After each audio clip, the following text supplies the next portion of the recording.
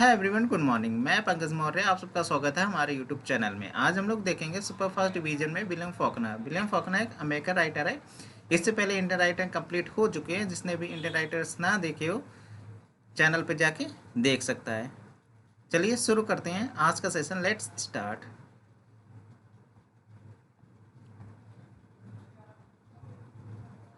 The Hamlet. The Hamlet ये novel है American writer William Faulkner की, पब्लिश हुई है 1940 में, about the fictional Snopes family of Mississippi. Mississippi की जो स्नोप्स फैमिली है उसके बारे में बताया गया है द हैमलेट में। तो याद रखिएगा, स्नोप्स फैमिली किस में आई है? द हैमलेट नॉवल में आई है, पब्लिश हुई है 1940 में। द हैमलेट एक ट्रोलॉजी का ही पार्ट है। ट्रोलॉजी में 3 नॉवल आते हैं। पहला नॉवल है द हैमलेट, दूसरा है द टाउन 1957 में आया, और तीसरा नॉवल है द मैंसन 1959 में आया है। स्नोप ट्रोलॉजी का ही पार्ट है ये 3। नाम याद रखिएगा। स्नोप ट्रोलॉजी का पहला नॉवेल है द हैमलेट, सेकंड नॉवेल है द टाउन 1957 में आया है, थर्ड नॉवेल है द मैंसन 1959 में आया है। B K Ratcliff stands as the moral hero of the novel. The Hamlet novel का जो हीरो है वो है बीके रैटक्लिफ। द हैमलेट को 4 पार्ट में डिवाइड किया गया है। बुक 1 में बताया गया फ्लेम के बारे में, बुक 2 में यूला, बुक 3 में द लॉन्ग समर के बारे में बताया गया है, और बुक 4 में द पीजेंट्स। तो ये 4 नाम हैं बुक के। ये टाइटल याद रखिएगा। बुक 1 में फ्लेम के बारे में है, बुक 2 में यूला, बुक 3 में द लॉन्ग समर के बारे में है, बुक 4 में द पीजेंट्स के बारे में बताया गया है।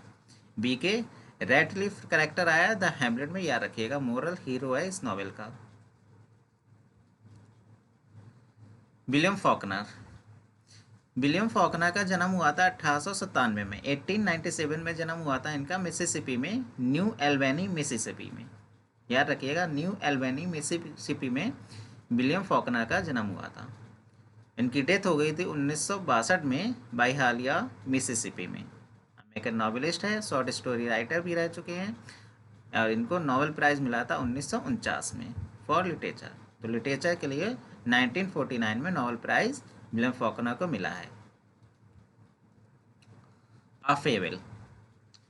A Fable is a 1954 novel written by American author William Faulkner. He spent more than a decade and tremendous effort on it and aspired for it to be the best work of my life and maybe of my time. A Fable को ही William Faulkner कहते हैं, ये मेरा best work है मेरे life का, the best work of my life and may be of my time. It won the Pulitzer Prize and the National Book Award. A fable novel को 2 price मिले हैं। पहला प्राइज़ मिला है पुलिटकर प्राइज़ का, और दूसरा मिला है नेशनल बुक अवार्ड का। दोनों ही प्राइज़ मिले हैं 1955 में, 1955 में ये दोनों प्राइज़ मिले हैं। हिस्टोरिकली देखा जाए, it can be seen as a precursor to Joseph Heller's Catch 22। The book take place in France during World War first. अगर हिस्टोरिकली देखा जाए आ फेबल को, तो ये एक प्रिकर्सर है जोसेफ हेलर्स की कैच 22 का, और आ फेबल की सेटिंग रखी गई है फ्रांस में। तो सेटिंग इम्पॉर्टेंट है, याद रखिएगा। आ फेबल नॉवेल की सेटिंग रखी गई है फ्रांस में ड्यूरिंग वर्ल्ड वॉर फर्स्ट के दौरान की है। कॉर्पोरल स्टेफन, ये करेक्टर रखिएगा, आ फेबल में आया है। Who represent the reincarnation of the Jesus, जो रिप्रेजेंट कर रहा है reincarnation of the Jesus को। Orders 3000 troops to disobey orders to attack in the brutally repetitive trench warfare. Awards मिला है 1955 में मिला है पुलिटकर प्राइज फॉर फिक्सन के लिए, और 1955 में मिला है national Book award for fiction के लिए। Julian Smith has noted similarities between A Fable and the Humphrey Cobb's novel Path of the Glory. Julian Smith इन्होंने सिमिलरिटी नोट की है आ फेबल और पाथ ऑफ ग्लोरी में। इन दोनों novel में सिमिलरिटी नोट की है जूलियन स्मिथ ने। पाथ ऑफ ग्लोरी ये नॉवेल है हम्फ्रे कॉब्स का, आ फेबल विलियम फॉकनर का नॉवेल है। तो इन दोनों नॉवेल में सिमिलरिटी नोट की है जूलियन स्मिथ ने, याद रखिएगा। Richard H. King has interpreted a fable as the one major attempt by Faulkner to depict political action in his novels and has characterized the novel as Faulkner's failed political novel. और Richard H king ने इसको characterized किया है, इस novel को, अ fable को, Faulkner failed political novel के रूप में करेक्टराइज किया है रिचर्ड एच किंग ने। किस नॉवल को करेक्टराइज किया है? अ फेबल को। तो याद रखिएगा, Faulkner's failed political novel. Robert W Hutton noted Faulkner's reworking of material originally from the story Notes on a Horse Thief into a Fable. Robert W Hutton ने note किया है कि फॉकनर ने reworking of material originally from the story notes on a horse thief, note on a horse thief story से ही इन्होंने material लिया है और इसी स्टोरी पर रीवर्क करके इन्होंने अ फेबल नॉवल लिखा है। तो इम्पॉर्टेंट पॉइंट है, याद रखिएगा। रॉबर्ट डब्ल्यू हटन ने नोट किया है कि notes on a horse thief story को ही, notes on a horse thief story के मटेरियल को ही यूज़ करके इन्होंने इस पर रीवर्क किया है और लिखा है a fable. William J Soder has analysed in detail the character of the generalissimo. William J Soder ने एनालाइज किया है डिटेल में कैरेक्टर ऑफ द जनरलाइसिमो को। तो जनरलाइसिमो ये कैरेक्टर आता है अ फेबल में ही। एब्सलम एब्सलम एब्सलम एब्सलम ये भी नॉवेल है विलियम फॉकनर का। फर्स्ट पब्लिश हुआ है 1936 में। इसकी सेटिंग रखी गई है American Civil War. It is a story about 3 families of the American South. ये स्टोरी है अमेरिकन साउथ के 3 फैमिली की, with the focus on a life of Thomas Sutpen. और जो फोकस किया गया है वो थॉमस सुटपेन के लाइफ पर फोकस किया गया है। तो कैरेक्टर याद रखिएगा, थॉमस सुटपेन किस नॉवल में आए हैं? तो एब्सलम एब्सलम में आए हैं। Absalom Absalom, along with The Sound and the Fury, helped Faulkner win the Nobel Prize in Literature for the year 1949. Absalom Absalom और Sound and the Fury, इन दो नॉवेल ने हेल्प की है विलियम फॉकनर को Nobel prize जीतने में। In literature में 1949 में नोबेल प्राइज़ मिला है फॉकनर को।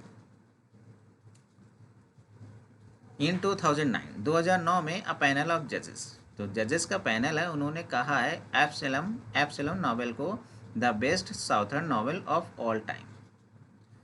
Absalom Absalom details the rise and fall of Thomas Woodpen, a white woman born into poverty in western Virginia who moves to Mississippi with the dual aims of gaining wealth. Absalom Absalom में दिखाया गया है rise and fall Thomas Woodpen. Thomas Woodpen का rise and fall दिखाया गया है, जो कि एक वाइट मैन होता है। इसका जन्म तो गरीबी में होता है वेस्टर्न वर्जीनिया में, बाद में ये चला जाता है मिसिसिपी पैसा कमाने के लिए। The story is told entirely in flashback, narrated mostly by Quentin Compson to his roommate at Harvard College Shreve. इस स्टोरी को नरेट किया गया है फ्लैशबैक में, और इसको नरेट किया क्विंटिन कॉप्सन ने अपने रूममेट श्रीप को। हार्वर्ड कॉलेज के रूममेट थे श्रीप, इन्हीं को ही नरेट किया है। Thomas Woodpen arrives in Jefferson Mississippi with some slaves and the French architect. Thomas Woodpen है वो जेफरॉन मिसिसिपी में आए हैं अपने कुछ स्लेव्स के साथ और फ्रेंच आर्किटेक्ट के साथ में। वुडपेन्स obtains 100 square miles of land from a local Native American tribe and immediately begins building a large plantation called Sutpens 100, including an ostentatious mansion. Thomas Woodpen Mississippi में आए हैं और थॉमस वुडपेन ने प्राप्त किया है 100 square meals of land from a local native American tribe. वहाँ की जो लोकल नेटिव अमेरिकन जनजाति है उन्हीं से ही 100 स्क्वायर मील्स ऑफ लैंड प्राप्त किया है। और इमीडिएटली तुरंत उन्होंने बनवाई है एक बिल्डिंग लार्ज प्लांटेशन की, और उस बिल्डिंग को नाम दिया है सुटपेंट्स 100। तो याद रखिएगा क्या नाम दिया है? सुटपेंट्स 100 नाम दिया है उस बिल्डिंग को, इंक्लूडिंग एन ऑस्टेंटेशियस मैंसन, और एक भव्य हवेली भी बनवाई है। He ingratiates himself with the local merchant and marries the man's daughter Ellen Coldfield. और लोकल मर्चेंट के साथ अपने अच्छे संबंध बनाए हैं, बाद में उनकी डॉटर से शादी कर लिया जिसका नाम था Ellen coalfield.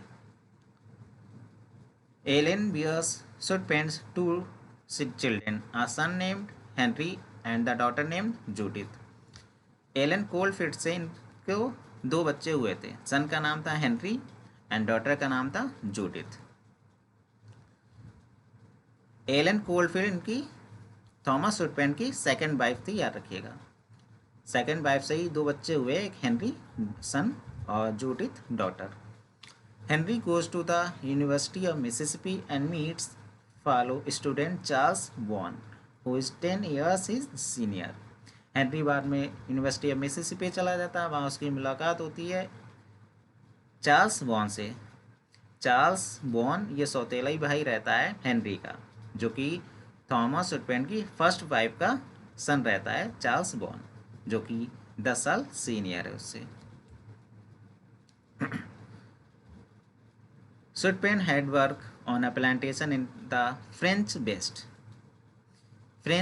Indies as overseer, and after subduing a slave uprising was offered the hand of the plantation owner's daughter Eulalia Vaughan। Eulalia Vaughan Thomas Sutpen की फर्स्ट वाइफ का नाम है, पहली पत्नी का नाम है यूलालिया von.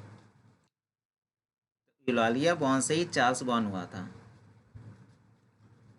When Sutpen tells Henry that Charles is his half-brother and that Judith must not be allowed to marry him, जब थॉमस सुटपेन अपने सन हेनरी को कहता है कि चार्ल्स तुम्हारा सौतेला भाई है और जूडिथ की साथी, Judith must not be allowed to marry him, जो जूडिथ उसकी डॉटर है थॉमस सुटपेन की, उसको अलाउ नहीं करती है शादी करने के लिए चार्ल्स के साथ। Charles to his home in New Orleans, फिर चार्ल्स अपने घर चला जाता है न्यू ऑर्लियंस। तो याद रखिएगा न्यू ऑर्लियंस ये सेटिंग किसकी है, विलियम फॉकनर की है, न्यू ऑर्लियंस। और किस नॉवेल में आया है, एब्सलम में। न्यू ऑर्लियंस सेटिंग इंपॉर्टेंट है, पूछ सकते हैं कि 4 अमेरिकन राइटर्स के नाम दे देंगे, पूछ लेंगे कि न्यू ऑर्लियंस किस राइटर की सेटिंग है, तो आप बता सकते हैं विलियम फॉकनर की सेटिंग है New Orleans. 100 square miles have been reduced by carpetbaggers, जो 100 स्क्वायर मील्स बनाई थी बिल्डिंग, उसको रिड्यूस कर दिया था कारपेट बेगर्स ने। Faulkner novels Absalom allegories southern history, the title refer to the biblical story of Absalom, और जो टाइटल है एब्सलम ये रिफर कर रहा है एक बिब्लिकल स्टोरी की तरफ। Characters from Absalom. अब एब्सलम के इंपॉर्टेंट करेक्टर देख लीजिए। Quentin Compson, grandson of the general Compson and Thomas Sutpen's only friend in Yoknapatawpha County Mississippi. Quentin is preparing to attend Harvard. Thomas Sutpen a character in Absalom. Henry Sutpen Thomas Sutpen का son with Elon Coldfield से जो सन होता है उसका नाम होता है Henry Sutpen. Charles Vaughan a man who was part black but could pass for white, he lived in New Orleans. Shreve McCannon और गुडयू कोलफील्ड, ये एलन के फादर का नाम होता है, Goodhue Coldfield. Charles Etienne Saint बेटरली Vaughan, the son of Charles Vaughan. Henry Sutpen, the son of Thomas and Ellen Coldfield Sutpen and heir to the Sutpen Hundred state, और उत्तराधिकारी रहता है सुटपेन हैंडेड स्टेट का Henry Sutpen. Judith Sutpen, Henry's strong and determined sister. In Absalom by William Faulkner, Thomas Sutpen's first wife is Eulalia Vaughan। देखिए पहली पत्नी का नाम होता है यूलालिया वॉन, सेकंड वाइफ का नाम होता है Ellen Coldfield. She was the daughter of the French sugar planter from Haiti. Explanation देखिए, एलन कोलफील्ड थॉमस वुडपेन की सेकंड वाइफ है। Charles Bon, Thomas Woodpen son with Eulalia Bon. जो पहली पत्नी होती है यूलालिया बॉन थॉमस वुडपेन की, उससे होता है Charles Bon. Clytemnestra, Thomas Woodpen illegitimate daughter with a slave. तो ये इंपॉर्टेंट करेक्टर है, याद रखिएगा। एप्सिलम एप्सिलम नॉवेल में आए हैं। Absalom by William Faulkner is written in a stream of consciousness style. तो स्ट्रीम ऑफ कॉन्शियसनेस स्टाइल में लिखा गया है एप्सिलम एप्सिलम। और इस नॉवेल की सेटिंग रखी गई है मिसिसिपी में during the post Civil War era के दौरान इसकी सेटिंग रखी गई है। That explore themes of racism, violence and the moral crisis that led to the destruction of the South. Question answer response करिए। इस क्वेश्चन का क्या आंसर होगा? Faulkner's writing is renowned for exploring which American region. जो Faulkner की writing है वो कौन से अमेरिकन रीजन के लिए जानी जाती है? इंपॉर्टेंट क्वेश्चन है। इसका करेक्ट आंसर हो जाएगा option C, the American South. The American South के लिए विलियम फॉकनर की राइटिंग जानी जाती है। अमेरिकन साउथ एक अमेरिकन रीजन है और इसी अमेरिकन रीजन के लिए फॉकनर की राइटिंग जानी जाती है, याद रखिएगा। ये विलियम फॉकनर के इंपॉर्टेंट वर्क है। The sound and the fury 1929 में है। एस आई ले डाइंग 1930 में। सेनेक्चुरी 1931 में। Light in August 1932। Absalom Absalom 1936। The Wild Palm 1939। The Hamlet 1940। Go down Moses 1942। Intruder in the Dust 1948। A Fable 1954। The Town 1957। The Mansion 1959 और the Reivers 1962। इन सारे novel पर discuss करेंगे one by one. The sound and the Fury. The sound and the Fury ये novel है American author William Faulkner का।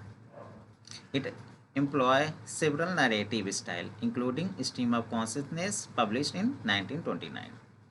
The sound and the Fury Faulkner का fourth novel है। तो याद रखिएगा, सीक्वेंस भी याद रखिएगा कौन सा नॉवेल किस सीक्वेंस में आता है। The sound and the Fury fourth novel है and was not immediately success. इसको तुरंत सक्सेस नहीं मिली थी। इन 1931 में however when Faulkner six novel, जब 1931 में फॉकनर ने अपना सिक्स नॉवेल सनेक्चुरी लिखा है, was published a sensationalist story which Faulkner later said was written only for money. 1931 में विलियम फॉकनर ने अपना सिक्स नॉवेल सनेक्चुरी लिखा है जो कि एक सेंसेशनलिस्ट स्टोरी थी।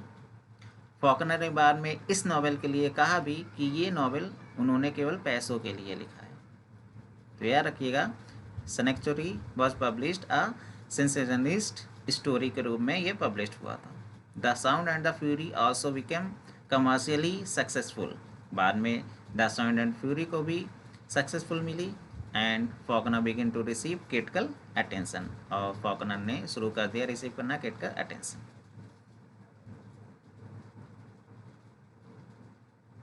The Sound and the Fury is set in Jefferson, Mississippi, in the first third of the 20th century. The Sound and the Fury ये नॉवेल, इसकी सेटिंग भी रखी गई है जेफरन मिसिसिपी में। The novel centres on the Compson family. The novel is separate into four narratives. ये novel का centre है कॉप्सन फैमिली। तो याद रखिएगा कॉप्सन फैमिली किस नॉवेल में आई है? The sound and the fury में आई है। इस नॉवेल में फोर नैरेटिव्स हैं। फर्स्ट नैरेटिव है, फर्स्ट जो नरेटर है वो है बेंजामिन बेंजी और इसकी सेटिंग रखी गई है 7 अप्रैल 1928। तो 7 अप्रैल 1928 की सेटिंग है और फर्स्ट नरेटर है बेंजामिन बेंजी जो कि Compson and intellectually disabled 33 year old man है। 4 नरेटर आए हैं इसमें। फर्स्ट नरेटर है बेंजामिन बेंजी। सेकेंड सेक्शन में जो नरेटर है उसकी सेटिंग रखी गई है 2 जून 1910 की और इसके नरेटर है क्विंटिन कॉप्सन। क्विंटिन कॉप्सन बेंजी का ओल्डर ब्रदर है। थर्ड सेक्शन की जो सेटिंग रखी गई है वो 6 अप्रैल 1928 में रखी गई है और इसका जो नरेटर है वो जैसन है। Fourth section set a day after the first on April 1928। और जो फोर्थ सेक्शन है इसकी सेटिंग रखी गई है 8 अप्रैल 1928 में, और इसमें फॉकनर ने इंट्रोड्यूस कराया है थर्ड पर्सन ओमनिसेंट को। This last section primary focus on Dilsey one of the Compson black servant. और लास्ट सेक्शन में ये फोकस कर रहा है दिल से को। दिल से होता है ये कॉप्सन फैमिली का सर्वेंट होता है, ब्लैक सर्वेंट होता है। And her relations with Jason and Miss Quentin Compson. Miss Quentin Compson होती है क्वेंटिन की सिस्टर, कैडी है, कैडी की डॉटर होती है miss Quentin कॉप्सन। In 1945, Faulkner wrote a Cobson Appendix to be included with future paintings of the Sound and the Fury. The novel's episode follow the 3 days of Easter. और ये novel episode है, ये follow करती है 3 days of Easter को।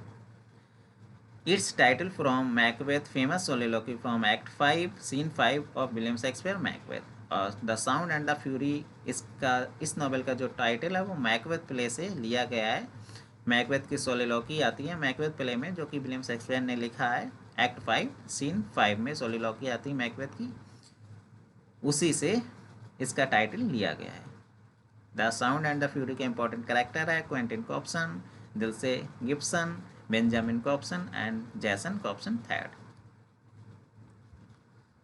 इस question का answer बताइए।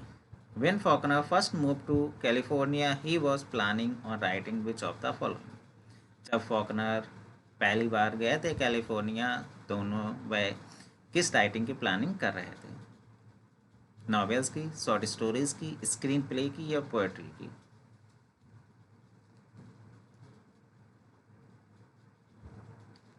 इसका करेक्ट आंसर हो जाएगा ऑप्शन सी, स्क्रीन प्ले की प्लानिंग कर रहे थे जब फॉकनर पहली बार कैलिफोर्निया गए थे।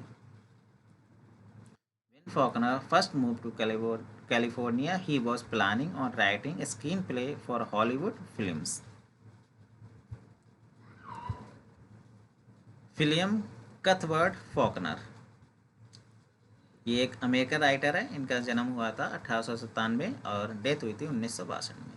He is best known for his novels and short stories set in the fictional Yoknapatawpha County and Mississippi.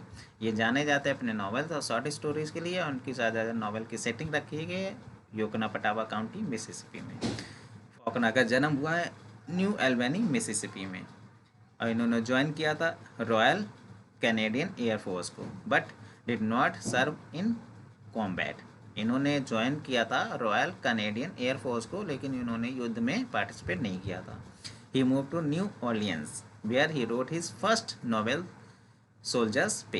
ये चले गए थे न्यू ऑर्लियंस, जहाँ पे इन्होंने लिखा था अपने फर्स्ट नॉवेल सोल्जर्स पे 1925। तो आप याद रखिएगा जो इनका फर्स्ट नॉवेल है सोल्जर्स पे, इसकी सेटिंग योकनापटावा काउंटी मिसिसिपी में नहीं रखी गई है, इसकी सेटिंग रखी गई है न्यू ऑर्लियंस में। तो याद रखिएगा न्यू ऑर्लियंस सेटिंग किस राइटर में मिलती है? तो विलियम फॉकनर में मिलती है। He went back to Oxford and wrote Sartorius 1927, his first work set in the fictional Yoknapatawpha County. फिर ये वापस आ गए थे ऑक्सफोर्ड, वहाँ पे इन्होंने लिखा था सार्टोरिस 1927 में। इनका फर्स्ट वर्क है जिसकी सेटिंग रखी गई है फिक्शनल योकनापटावा काउंटी मिसिसिपी। तो याद रखिएगा जो सोल्जर्स पे है इसकी सेटिंग रखी गई है न्यू ऑर्लियंस, और जो सार्टोरिस है ये भी फर्स्ट वर्क है, इसकी सेटिंग रखी गई है Yoknapatawpha County. Two of his work a Fable 1954 and the Reivers 1962 won the Pulitzer prize for fiction. ये दो नॉवेल हैं इनके। अ फेबल 1954 में आया था, द रिवर्स 1962 में आया था। इन दोनों नॉवेल को मिला था पुलिटकर प्राइज 1955 में। अ फेबल को मिला था 1955 में और द रिवर्स को मिला था पुलिटकर प्राइज 1963 में। Faulkner died from a heart attack पड़ गया था फॉकनर को, हार्ट अटैक से ही ये मर गए थे 1962 में। Following a fall from his horse a month before. Horse riding कर रहे थे, हॉर्स राइडिंग करते समय ये गिर गए थे घोड़े से, उसके कुछ समय बाद इनको हार्ट अटैक पड़ गया था और 1962 में इनकी डेथ हो गई थी। Ralph Ellison called him the greatest artist the South has produced. और जो राल्फ इलीसन है, इन्होंने विलियम फॉकनर को कहा है the greatest artist the South has produced. The first of four sons of Murry Cuthbert Faulkner and the Maud Butler. William Faulkner के पिताजी का नाम था मरी कथवर्थ फॉकनर और मदर का नाम था Maud Butler. His family was upper middle class. The family moved to Oxford, Mississippi in 1902. उनकी फैमिली चली गई थी ऑक्सफोर्ड मिसिसिपी 1902 में। In spring 1918, Faulkner traveled to live with Stone at Yale, his first trip to the north. 1918 में इन्होंने पहली यात्रा की थी नॉर्थ की। थ्रू स्टोन फॉकनर में writers like Sherwood Anderson, Robert Frost, Ezra pound.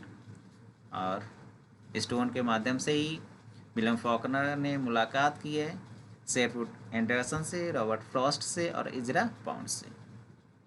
तो याद रखिएगा, इनकी family moved to Oxford Mississippi in 1902 में इनकी फैमिली ऑक्सफोर्ड मिसिसिपी चली गई थी।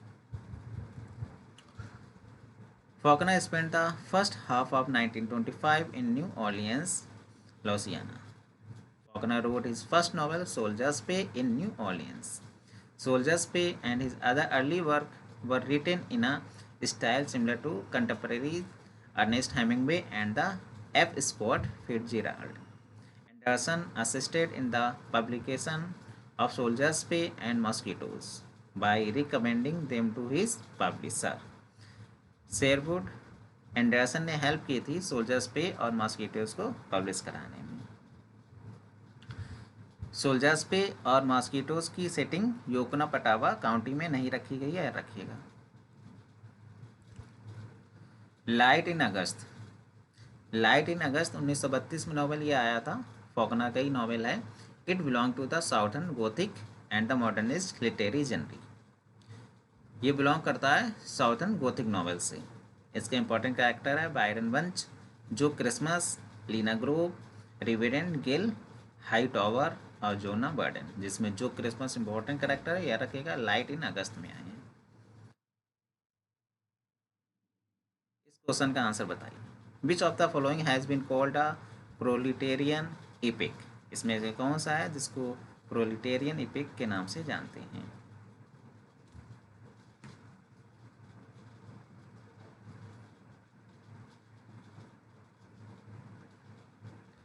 इसका करेक्ट आंसर हो जाएगा ऑप्शन डी, फॉकनर का light in August. Light in August को प्रोलिटेरियन एपिक के नाम से भी जानते हैं।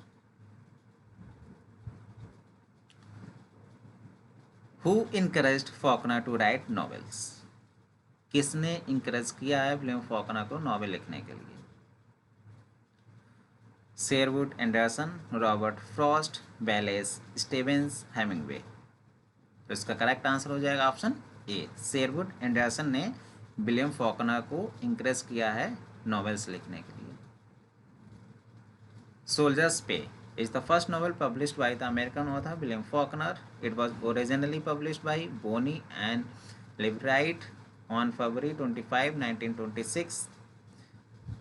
इसको ओरिजिनली पब्लिश किया गया था बोनी और लाइवराइट के द्वारा 25 फरवरी 1926 में। एस आई ले डाइंग 1930 में ये नॉवेल आया था। ये भी गोथिक नॉवेल है विलियम फॉकनर का। फॉकनर का 5th नॉवेल है as I lay dying. The title is derived from William Mary's 1925 translation of Homer's Odyssey, refer to the similar themes of both work. As I Lay Dying ये title लिया गया है William मैरिस की 1925 translation of होमर्स Odissi से, क्योंकि इन दोनों novel की theme similar है। The novel use a stream of consciousness writing technique. Important character की बात करें, Addie Bundren, Anse Bundren, Cash और सैमसन। ये इंपॉर्टेंट कैरेक्टर है एस आई ले डाइंग के। William Faulkner married Estelle Oldham Franklin on June 20, 1929। 1929 में William Faulkner ने शादी की है स्टेली ओल्डहैम फ्रैंकलिन के साथ। और फॉकनर और स्टेली के 2 बच्चे हुए थे, दोनों ही डॉटर थी। एक का नाम था अल्बामा और दूसरा Jill. Faulkner has Staley bought a house in Oxford, Mississippi called Rowan Oak. William Faulkner और उनकी वाइफ स्टेली ने एक घर खरीदा था ऑक्सफोर्ड मिसिसिपी में जिसका नाम रखा था रोवन ओक। याद रखिएगा।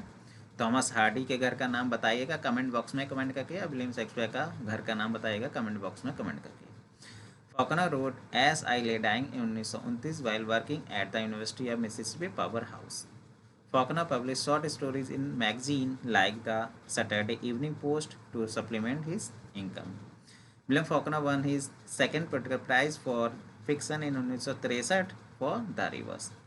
तो इनको दो पुलिटकर प्राइज मिले थे, एक 1955 में फेबल के लिए और दूसरा 1963 में द रिवर्स के लिए। He also won a Pulitzer prize for a fable in 1955। He was also a screen writer in Hollywood. The marble faun was William Faulkner first book of poetry publish 1924। तो William Faulkner की first book of poetry है the marble faun, 1924 में आई है। Faulkner was a Nobel prize winning novelist who began his writing career as a poet. तो William Faulkner novelist के रूप में जाने जाते हैं, लेकिन उन्होंने अपने करियर की शुरुआत की थी as a poet. The book is a cycle of poems that explore the tension between art and life. The book did not sell well and many copies were lost in the fire. जो ये book है, ये book अच्छी तरह से cell नहीं हुई थी, इसलिए ज़्यादातर कॉपी इसकी खो गई थी, जल गई थी। William Faulkner's one act play include a rose for Emily and Marionettes. William Faulkner ने वन एक्ट प्ले भी लिखी है जिसमें the rose for Emily one act play है और मैरियोनेटिस ये भी वन एक्ट प्ले है। Marionettes a melodramatic romance about a boy who woo a girl but then disappears। इस क्वेश्चन का आंसर बताइए। In Mosquitoes what is the name of the wealthy women who host the ill fated boat trip in the novel? Jenny, Mrs Maurier, Pat. इसका correct answer हो जाएगा option B, Mrs Maurier. What is the setting of the William Faulkner novel Mosquitoes? Mosquitoes की setting कहाँ रखी गई है?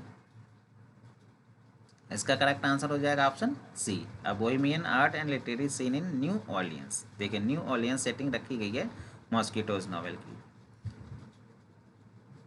What is the main setting of सार्टोरिस?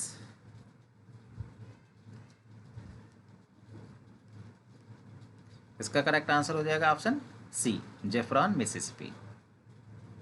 What is the name of Bayard Sartoris aunt who embodies the romanticised past? Option A में Narcissa Benbow, option B Miss Jenny Caddy Compson या Temple Drake. What is the name of the Bayard Sartoris aunt who embodies the romanticised past? इसका correct answer हो जाएगा option B, Miss Jenny. What is the Faulkner writing style like in एब्सैलोम एब्सैलोम? Faulkner का writing style क्या है जैसे एब्सैलोम एब्सैलोम में है?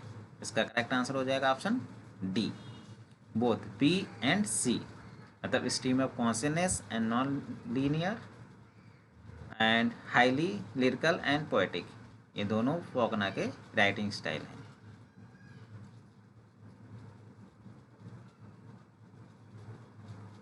Faulkner wrote 2 volumes of poetry, which were published in small printing. The Marble Fawn 1924 and Green Bow 1933. A collection of mystery stories, Knight's Gambit 1949. तो ये story के नाम याद रखिएगा। द मार्बल फॉन 1924 में आई थी, ग्रीन बो 1933 में, collection of mystery stories Knight's gambit 1949 में, और ये वर्क हैं विलियम फॉकनर के। Some of his early poems include El Apress, Median, Fauni, The Lilacs, Vision in Spring. He was influenced by poets like Shelley, Keats and modernists like Pound and Eliot. तो ये इनकी poem है the लाइलैक्स, vision in spring, ये दो नाम याद रखिएगा। William Faulkner की है, बहुत ज़्यादा ये प्रेरित हुए थे, प्रभावित हुए थे शैली से, कीट्स से और मॉडर्निस्ट इजरा पॉइंट से और टी.एस. एलियट से। In the short story Bird Burning, what action does Abner Snopes take that provokes Major D Spain? तो याद रखिएगा एबनर स्नोप्स फैमिली किस में आई थी, बार बर्निंग में आई है। एबनर स्नोप्स फैमिली किस नॉवेल में आई है, किस शॉर्ट स्टोरी में आई है, तो आप बता सकते हैं कि बार बर्निंग में आई है। इसका करेक्ट आंसर हो जाएगा option B, he takes horse dropping on his rug. इस क्वेश्चन का आंसर रिस्पॉन्स करिए। What famous work by Faulkner which he considered a tour de force? Faulkner का कौन सा वर्क है जिसको कंसीडर किया जाता है टूर डी फोर्स के रूप में? Features the difficulties encountered by the Bundren family in its quest to bury Addie Bundren with her pupil in Jefferson Mississippi. तब आप ये बता सकते हैं कि एडी बंड्रिन फैमिली किस नॉवल में आई है, अभी डिस्कस कर चुके हैं। अब आपको पता होगा कि एडी बंड्रिन फैमिली किस नॉवल में आई, तो इसका जवाब आप आसानी से दे पाएंगे। इसका करेक्ट आंसर हो जाएगा option C, as I lay dying. ये जो नॉवेल है विलियम फॉकनर का, इसको कंसीडर किया जाता है टूर डी फोर्स के रूप में। William Faulkner worked with John Williams to write beginning in 1949 and was published in September 1951 is Requiem for a Nun। William Faulkner ने वर्क किया था जॉन विलियम्स के साथ में और लिखा था 1949 में, बाद में पब्लिश हुआ था 1951 में रिक्विएम फॉर नन। तो रिक्विएम फॉर नन इन्होंने जॉन विलियम्स के साथ में लिखा था। Complete opening line of Faulkner's 1949 Nobel Prize acceptance speech. तब नोबेल प्राइज विलियम फॉकनर ने 1949 में एक्सेप्ट किया था, तब उन्होंने स्पीच दी थी। I feel that this award was not made to me as a man but to my work, a life work in the agony and sweat of the human spirit, not for glory and least of all for profit, but to create out of the materials of the human spirits something which did not exist before। ये speech है उन्होंने जब accept किया था Nobel prize को 1949 में। The बिसिंग tree 1927 में है, चिल्ड्रन बुक है विलियम फॉकनर की। The plot is written as a morality tale. Faulkner wrote this book for Victoria Franklin, daughter of the sweetheart Estelle Oldham, whom he later married। Estelle Oldham इनकी wife का नाम है, second wife का नाम है। इनकी daughter थी Victoria Franklin. Victoria Franklin के लिए इन्होंने ये चिल्ड्रन बुक लिखी है द बिसिंग ट्री 1927 में।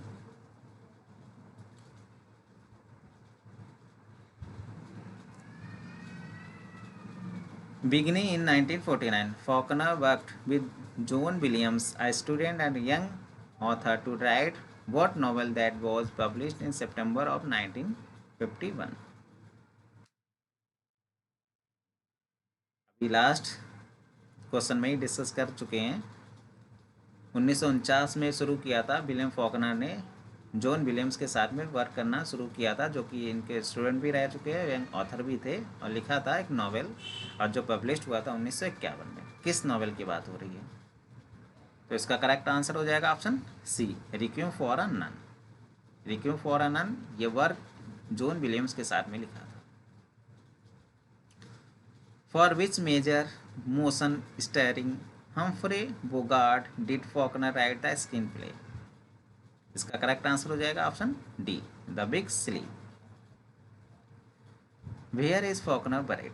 विलियम फॉकनर को कहाँ बरेड किया गया था? इसका करेक्ट आंसर हो जाएगा option D, Saint Peter's cemetery in Oxford में बरेड किया गया था विलियम फॉकनर।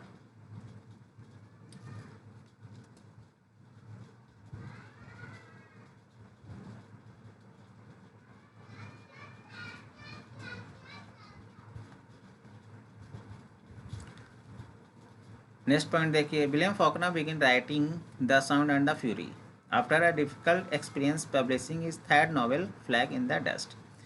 विलियम फॉकनर ने शुरुआत की थी the sound and the Fury की एक डिफिकल्ट एक्सपीरियंस के बाद में, जब इनका थर्ड नॉवेल आया था फ्लैग इन द डस्ट, इसके बाद में लिखा था the sound and the fury. Because Faulkner first two novel Soldiers' Pay and Mosquitoes sold poorly.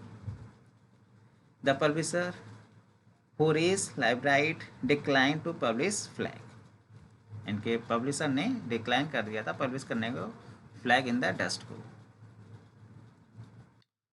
Faulkner originally planned the sound and the fury as a short story. The sound and the fury जो कि novel है, इन्होंने originally plan किया था इसको एक short story के रूप में लिखने का। Faulkner working title for the novel was twilight. The sound and the fury novel जो लिख रहे थे, इनका वर्किंग टाइटल था, जब ये इस नॉवेल पे वर्क कर रहे थे तब इन्होंने इस नॉवेल को नाम दिया था ट्यूलाइट। इसका जो फाइनल टाइटल है ये आया है मैकबेथ की सोलिलोकी जो थी इनकी एक्ट 5 सीन 5 में आई है। मैकबेथ की soliloquy, a tale told by an idiot full of sound and fury signifying nothing. इसी सोलिलोकी से ये टाइटल आया the sound and the fury. तो टाइटल याद रखिएगा, the sound and the fury title Macbeth play से आया है जो कि विलियम शेक्सपियर के द्वारा लिखा गया है। Faulkner stream of consciousness writing style was inspired by the work of James Joyce. Faulkner बहुत ज़्यादा प्रेरित हुए थे जेम्स जॉयस की राइटिंग स्टाइल से, इसीलिए वहीं से इन्होंने stream of consciousness writing style ली है। Faulkner was also inspired by Ernest Hemingway. William Faulkner Hemingway से भी बहुत ज़्यादा प्रेरित थे। The sound and the fury borrow language from the Hemingway's the sun also rises to describe Benjy's constellation. The novel also strongly resemble My Antonia by Willa Cather. ये novel है मिलता जुलता है माई एंटोनिया से जो कि विला कैथर के द्वारा लिखा गया है। The Compson family, the sound and the fury में ही आई है। The Cobson, a once prosperous white family, live in Jefferson, Mississippi. They have 3 sons, Quentin Benjamin, Benji, Quentin Benjamin, इसको शॉर्ट में बेंजी भी कहते हैं, Jason along with a daughter named Cadence या कैडी। तो 3 सन एक डॉटर थी कॉप्सन फैमिली में। The family also employ a black servant, एक ब्लैक सर्वेंट था Dilsey Gibson, who lives on their property with her family.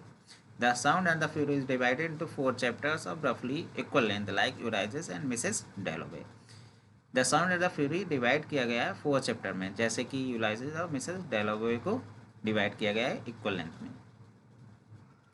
S I lay dying 1930 में आया, Gothic novel है, 5th नॉवल है। इसका title आया William marriage से 1925 translation of homes Odissi से। स्ट्रीम ऑफ कॉन्शियसनेस में ये नॉवल लिखा गया है as I lay dying. James Joyce से ये टेक्निक ली है स्ट्रीम ऑफ कॉन्शियसनेस की। एस आई ले डाइंग के इंपॉर्टेंट कैरेक्टर देखिए, एडी बंडेन, एनसी बंडेन, कैस बंडेन, मतलब बंडेन फैमिली आई है एस आई ले डाइंग में। पी बॉडी कैरेक्टर रखिएगा, एस आई ले डाइंग में आया Peabody. Peabody is the Bundrens' doctor, he narrates 2 chapter of the book. तो Peabody character किस में आया, एस आई ले डाइंग में आया। लफे is a farmer, Reverend Whitfield, Samson by Rachel। स्नैक्चुरी 1931 में novel आया, गोथिक नॉवेल है, William Faulkner के द्वारा लिखा गया है। Upper class Mississippi college girl Temple Drake की स्टोरी है during the prohibition area. It is said Faulkner claimed it was a potboiler written purely for profit. इस नॉवेल को विलियम फॉकनर ने कहा है it was a potboiler और written purely for profit. अब प्रॉफिट के लिए इसको लिखा गया है, मतलब पैसा कमाने के लिए इन्होंने लिखा था नॉवेल स्नैक्चुरी, इसलिए इसको कहा गया है it was pot boiler. Faulkner later wrote requiem for a nun as a sequel to Sanctuary. Faulkner बाद में लिखा है रिक्यूम फॉर अ नन जो कि सिक्वल था स्नैक्चुरी नॉवेल का। The novel is set is Faulkner fictional Yoknapatawpha county Mississippi और इसकी सेटिंग रखी है मई जून 1929 की। इसके इंपॉर्टेंट कैरेक्टर देखिए, स्नैक्चुरी के इंपॉर्टेंट कैरेक्टर देखिए। पोपे, पोपे एक क्रिमिनल होता है with an unsavoury past involve in the Goodwin bootlegging operation. Horace Benbow lawyer रहता है जो रिप्रेजेंट करता है mister Goodwin in the trial for Tommy murder. Tommy Lee Goodwin और लूबी लेमर। जो एक कैरेक्टर है याद रखिएगा, पोपे होरेस बेनबो, ये इंपॉर्टेंट कैरेक्टर है याद रखिएगा। टेम्पल बहुत ही इंपॉर्टेंट कैरेक्टर है। टेम्पल ड्रेक किस नॉवल में है? सनेक्चुरी नॉवल में है। Student at University of Mississippi, daughter of the prestigious जज, एक जज की डॉटर होती है Temple Drake. A Babbitt fast girl, she is raped and kidnap by Popeye, Popeye के द्वारा इसको किडनैप कर दिया जाता है, उसका रेप कर दिया जाता है। At the trial she lies and she Lee Goodwin killed Tommy.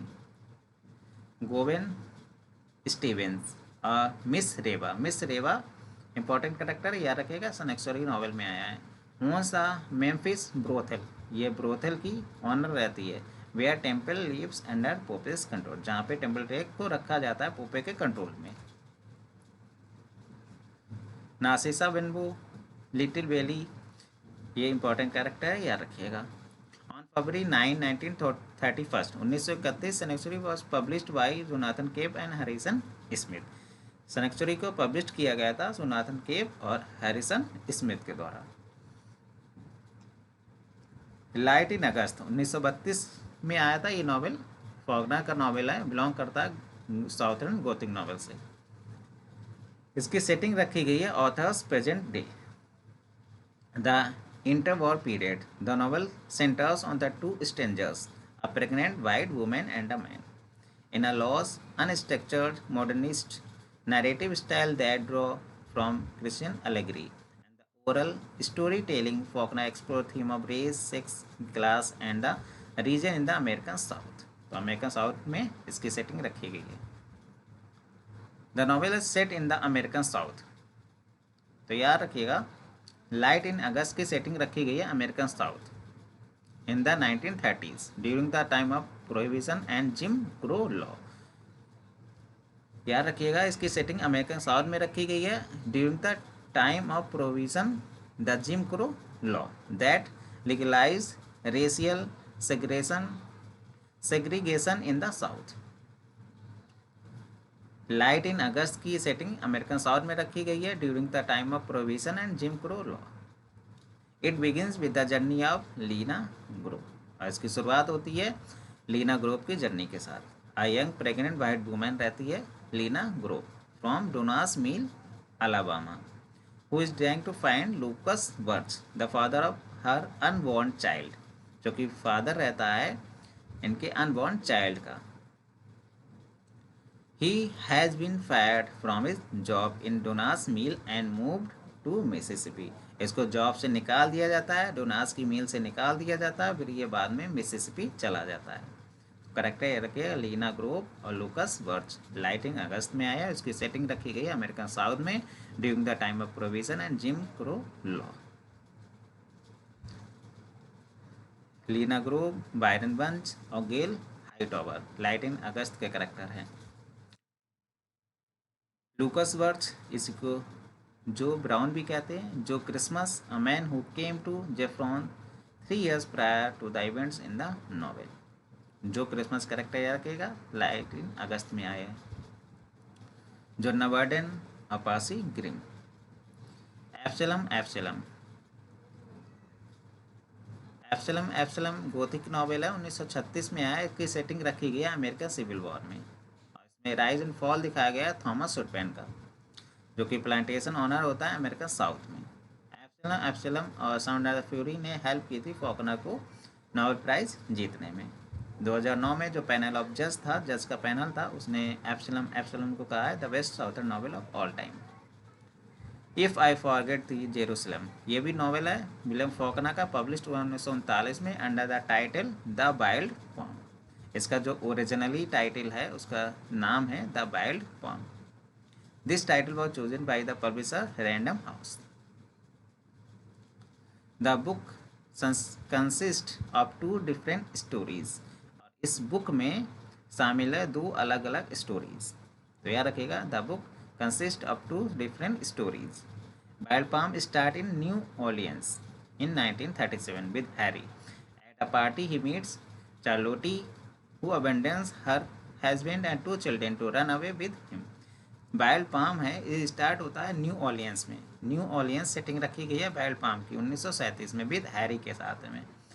At a party में हैरी मिलता है चार्लोटी से। चार्लोटी जो कि त्याग देती है अपने पति को और अपने पति और 2 बच्चे को त्याग देती है और भाग जाती है हैरी के साथ में। William Faulkner novels, very important line है ये। William Faulkner novels Soldiers' Pay, Mosquitoes, Pylon, a fable. The novel is not set पर ये फोकस करेगा, not set in his fictional Yoknapatawpha county. तो विलियम फॉकनर के कौन कौन से नॉवेल है जो योकना पटावा काउंटी में जिसकी सेटिंग नहीं रखी गई है? तो याद रखिएगा, सोल्जर्स पे, मॉस्किटोज, पाइलन और अ फेबल, ये 4 नॉवेल है, इनकी सेटिंग योकना पटावा काउंटी में नहीं रखी गई है। द हेमलेट नॉवेल है विलियम फॉकनर का, 1940 में आया है। Fictional Snopes family of Mississippi के बारे में बताता है। It was later followed by the Town, the Mansion, forming the Snopes trilogy. Snopes trilogy का ही पार्ट है। पहला पार्ट है द हेमलेट, दूसरा है द टाउन, तीसरा है the Mansion. The novel follow the exploits of the Snopes family beginning with Ab Snopes who is introduced more fully in Faulkner's the Unvanquished, जिसको अनवैंक्विश्ड नॉवल में introduce किया जा चुका है। In the beginning of the book, Ab, his wife, daughter, and son Flame settle down at teenage farmer beholden to the power of Warner family. Book 1 में discuss किया flame को, book 2 में यूला, book 3 में the long summer और book 4 में the peasant को discuss किया है। गो डाउन मोसेस 1942 में आया था, collection of 7 related pieces of short story fiction. तो collection of 7 short story fiction का ये कलेक्शन है गो डाउन मोसेस, 1942 में आया था। ये कलेक्शन है विलियम फॉकनर का। समटाइम्स कंसीडर अ नॉवल, अब समटाइम्स इसको कंसीडर किया जाता है एक नॉवल के रूप में। तो याद रखिएगा, collection of 7 related pieces of short fiction है Go down Moses. The most prominent character and unifying voice is that Isaac McCaslin, Uncle Ike. Though originally published as a short story collection, Faulkner considered the book to be a novel. In the same way, The Unvanquished is considered a novel. Faulkner consider करते हैं इस book को एक novel के रूप में, जैसे कि द अनवैंक्विश्ड को कंसीडर करते हैं एक नॉवल के रूप में। ये 7 कलेक्शन ऑफ शॉर्ट स्टोरी है, जिसमें फर्स्ट शॉर्ट स्टोरी है वॉज और लास्ट शॉर्ट स्टोरी है गो डाउन मोसेस। बाकी सेकेंड है the fire and the hearth, third है पेंटालून इन ब्लैक, फोर्थ है द ओल्ड पीपल, फिफ्थ है द बियर, 6 है डेल्टा ऑटम और 7th है गो डाउन मोसेस। तो पहली लास्ट याद रखिए, पहली बॉज है और लास्ट गो डाउन मोसेस है। इंट्रूडर इन द डस्ट 1948 में आया था नॉवल, क्राइम नॉवल है, लिखा गया है विलियम फॉकनर के द्वारा। इसकी सेटिंग रखी गई है मिसिसिपी में और इसकी जो स्टोरी है वो घूमती है एक American farmer accused of murdering a Caucasian man. इसकी जो स्टोरी है ये घूमती है अफ्रीकन अमेरिकन फार्मर अक्यूज्ड, जिस पर आरोप है कॉकेशियन मैन के मर्डर का। The novel focus on the Lucas Beauchamp, a black farmer accused of murdering a white man. ये नॉवल है फोकस करती है लूकस ब्यूचैम्प पर, जो कि ब्लैक फार्मर है, इस पर आरोप है एक वाइट मैन का मर्डर का। The characters of Lucas Beauchamp and his wife Molly first appeared in the Faulkner collection of short fiction go down Moses. जो करेक्टर लूकस ब्यूचैम्प और उनकी वाइफ मोली ये फर्स्ट अपीयर हुए थे फॉकनर का collection of short fiction आया था go down Moses में। A story by Faulkner, Lucas Beauchamp was published in 1999. The character Gavin Stevens appears as a protagonist in Faulkner's short story collection Night Gambit 1949. The Town is a novel American author William Faulkner published in 1957 about the fictional Snobs family of Mississippi. ये जो snob trilogy है उसी का second part है the Town, 1957 में आया था। First part है द हेमलेट, 1940 में आया था और थर्ड पार्ट है द मैंसन, 1959 में आया था। Each chapter is narrated from the point of the view of one of the 3 character, चिक मेलिसन, गेविन स्टीवेंस और B.K. रैटक्लिफ। द मैंसन ये थर्ड पार्ट है स्नोब ट्रिलॉजी का, 1959 में आया था, लास्ट ट्रिलॉजी है इस बुक की। The trilogy also include the Hamlet the town, beginning with the murder of Jack Houston, और इसकी शुरुआत होती है जैक हेस्टन के मर्डर के साथ और एंडिंग होती है मर्डर ऑफ फिल्म स्नोब के साथ। तो याद रखिएगा, beginning with the murder of Jack Houston और ending with the murder of Flem Snopes. It falls into 3 parts, Mink, Linda, Flem. These narrators tell the story Gavin Stevens, B.K. Ratcliffe, Charles Yachik Mellison. The Reivers a reminiscence publish हुआ 1962 में, William Faulkner का ही work है, last novel है William Faulkner का। It was published a month before his death, उनकी death के कुछ महीने पहले ये पब्लिश हुआ था। बेस्ट सेलिंग नॉवेल है, अवार्ड मिला था इसको, पुटकर प्राइज मिला था 1963 में। It is a picaresque novel, ये एक पिकारेस्क नॉवेल है। He previously had refer to writing a Golden Book of Yoknapatawpha County with which he would finish his literary career. It is likely that the reverse was meant to be his golden book. और ऐसा संभवता है the reverse ही वही golden book है जिसको उन्होंने कहा था Golden Book of the Yoknapatawpha County. In the early 20th century and the 11th year old boy named Lucius Priest, तो लूसियस प्रिस्ट 11 साल का लड़का, ये करेक्टर आया है द रिवर्स में। दे discover that Ned McCaslin, a black man who worked with Boone at Lassier's grandfather's stable. और net McLean एक ब्लैक मैन होता है जो कि काम कर रहा होता है बून के साथ में लैसियस के ग्रैंडफादर के स्टेबल में। Boon is also major character in Go down Moses. Go down Moses जो कि कलेक्शन ऑफ 7 शॉर्ट फिक्शन है, उसमें भी ये कैरेक्टर बून आ चुका है, और बून आया द रिवर्स में भी। In the reverse he saw the unexpected qualities of the car lover and the romantic hero. Ned's character resembles that of distant relative Lucas Buchan in many ways. तो net का character है ये resemble है, दूर के relative है लूकस ब्यूचैम से।